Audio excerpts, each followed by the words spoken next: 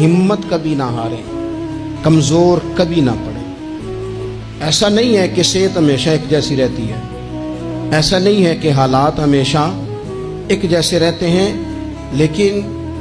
जो लोग हिम्मत हार जाते हैं ना, जो कमज़ोर पड़ जाते हैं, यानी एक बंदे को डॉक्टर ने कहा है कि आपकी रिपोर्टें बताती हैं कि आप बड़े सख्त बीमार हैं, आप दवाई खाएं, लेकिन रिपोर्ट आपकी कहती है कि उनके बच्चों को भी कहा जा रहा है कि कोई 2 ही हफ्ते हैं, खिदमत कर लो। तो जिसके 2 हफ्ते डॉक्टर ने बताए थे, उसने टेंशन ऐसी ले ली कि वो ना 5 दिन भी नहीं निकाले उसने।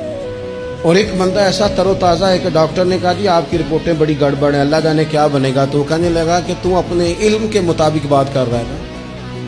तू रिपोर्टें देख के बात कर रहा है, होना तो वो है जो मेरा रब चाहेगा। आप हिम्मत से लगे रहते हैं ना, हिम्मत से आप जद्दोजहद करते रहते हैं, कोशिश, लेकिन शर्त यह है कि आप ना बात मायूसी की कोई ना करें, आप आगे बढ़ें, आप कोशिश करें, आपके जज्बे मांद ना पड़े, आप खुशी के साथ, तवानाई के साथ, अच्छी अच्छी बातें सोचकर, ज़हन मुस्बत बनाकर, बार बार अच्छे पहलू जिंदगी के सोचकर आगे बढ़े।